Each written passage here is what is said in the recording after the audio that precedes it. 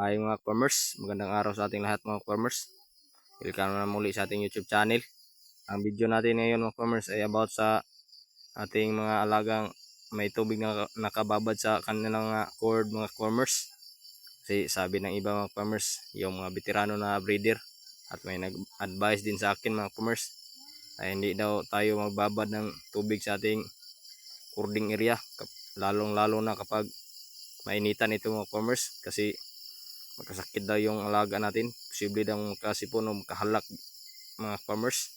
Totoo naman siguro mga farmers. At yung vitamins daw ginagamit natin, yung mga powder mga farmers, dapat daw magtitimpla tayo, dapat magbigay tayo ng umaga hanggang tanghali lang, at magbigay din tayo ng tanghali hanggang hapon lang. Hindi na pwedeng maabot hanggang bukas mga farmers, kasi mapanis lang daw na yung vitamins at saka yung patuka na basa mga farmers, at yan posibleng makakuha ng sakit yung ating mga alagang mga manukis mga farmers.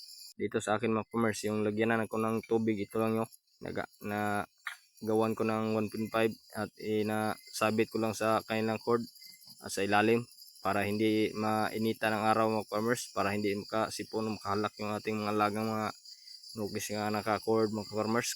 Kasi yan ang sabi ng iba, at may nakikita din tayo sa video na ganun pag gawa ng painuman para hindi makasakit yung alaga natin, para yung pati yung mga palaka hindi makalublob sa patubigan natin.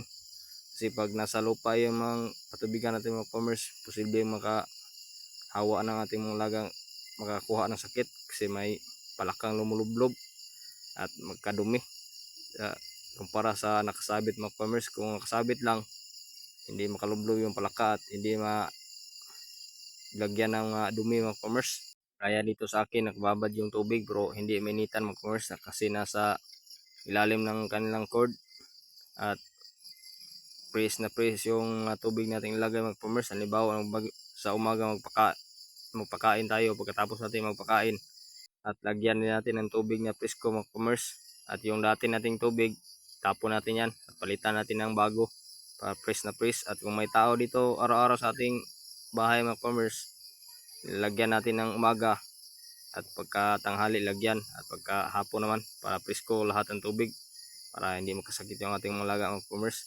Ito kasing pumpkin house ko mga farmers, madali makasipon kung paiba-iba lang ang panahon, makasipon agad. Kasi sa sisiyo pa lang ito, marami nagkasipon ito mga farmers, nagkasakit sa hanggang sa pagtanda niya. Ito masakitin pa rin mga farmers.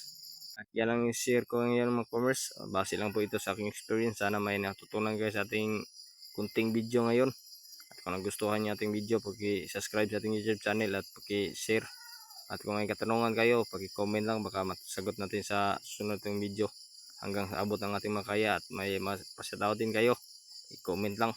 Maraming salamat po sa inyong suporta mga farmers. Happy farming sa ating lahat. At maraming salamat sa inyong panonood mga farmers.